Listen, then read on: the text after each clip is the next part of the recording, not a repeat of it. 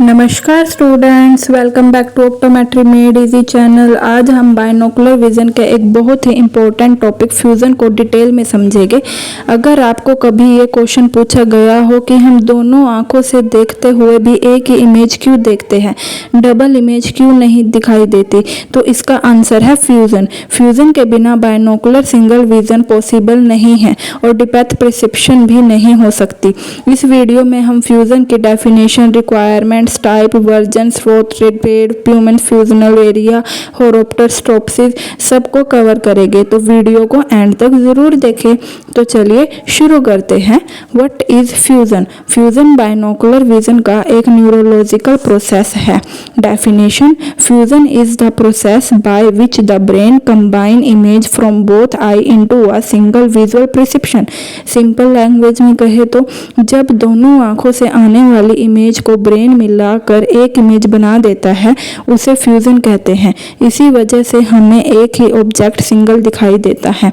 अगर फ्यूजन ना हो तो पेशेंट को डबल विजन यानी डिप्लोपिया हो सकता है। Now why is fusion important? Fusion हमारी डेली लाइफ में बहुत इंपॉर्टेंट रोल प्ले करता है, जैसे कि सिंगल बाइनोकुलर विजन मेंटेन करता है, डिप्लोपिया विजन प्रिवेंट करता है, डेप्थ परसेप्शन प्रोवाइड कराता है, रीडिंग को कंफर्टेबल बनाता है, स्पोर्ट परफॉर्मेंस इंप्रूव करता है and hand eye coordination better करता है। Now requirement of fusion. Fusion होने के लिए कुछ इंपॉर्टेंट कंडीशंस होती हैं, जैसे कि फर्स्ट, क्लियर रेटिनल इमेज। दोनों आई में क्लियर इमेज बननी चाहिए। अगर किसी आई में कैटरेक्ट, कॉर्नियल ओपेसिटी या रिफ्रैक्शन एरर हो तो फ्यूजन अफेक्ट हो सकता है। सेकंड, प्रॉपर आई अलाइनमेंट। दोनों आई के सेम ऑब्जेक्ट की तरफ पॉइंट करना चाहिए। अगर आई मिस अलाइंड है, जिसे स्ट्रैबिस्मस होता है, तो फ्यूजन डिफिकल्ट हो जाता है। Third, similar image size. दोनों आई का इमेज ऑलमोस्ट इक्वल होनी चाहिए।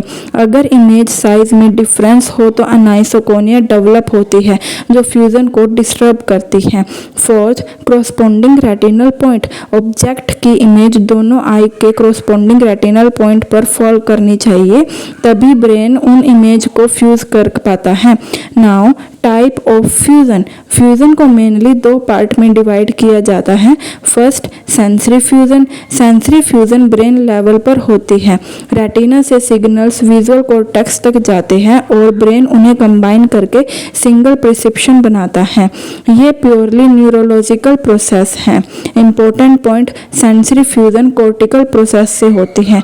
Second, motor fusion. Motor fusion eye के प्रॉपर अलाइनमेंट में मेंटेन करती है। Extra ocular muscle continuously work करती है ताकि इमेज कॉरस्पॉन्डिंग रेटिनल पॉइंट पर बनी रहे। Important point, motor fusion eye muscle activity से होती है। Motor fusion and vergence. अब सवाल आता है कि मोटर फ्यूजन काम कैसे करती है? आंसर है वर्जेंस मूवमेंट। वर्जेंस मूवमेंट आई को इनवर्ड या आउटवर्ड मूव करता है। जैसे कन्वर्जेंस, जब नियर ऑब्जेक्ट देखते हैं तो दोनों आई इनवर्ड मूव करती है। इस मूवमेंट को कन्वर्जेंस कहते हैं। एग्जाम्पल, जब हम फोन देखते हैं या बुक पढ़ते हैं तब हमारी आंखें कन्वर्ज करती हैं।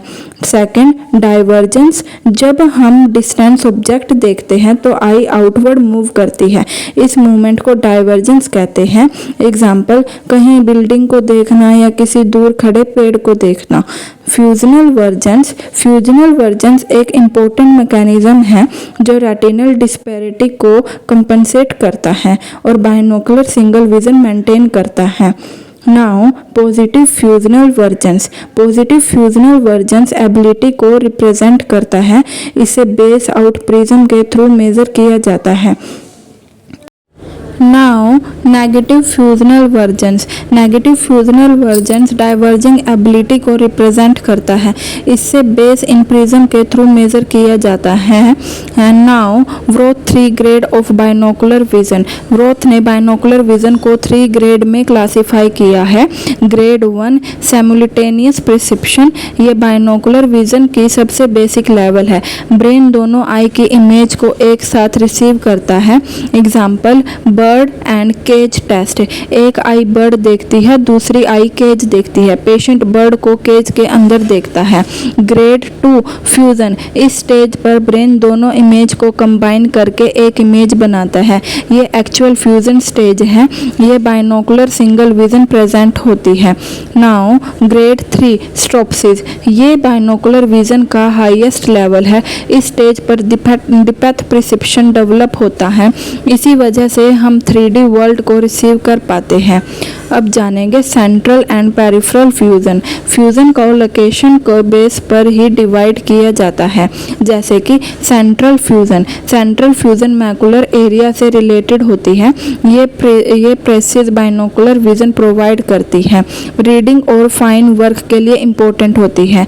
पेरिफेरल फ्यूजन रेटिना से रिलेटेड फ्यूजन है। ये आई अलाइनमेंट मेंटेन करने में हेल्प करती है। Now Panum's fusional area. Panum's fusional area binocular vision का बहुत इंपॉर्टेंट कंसेप्ट है। Normally image perfectly corresponding retinal point पर नहीं गिरती, फिर भी हमें सिंगल इमेज दिखाई देती है। क्योंकि ब्रेन स्मॉल रेटिनल डिस्पेरिटी को टॉलरेट कर लेता है।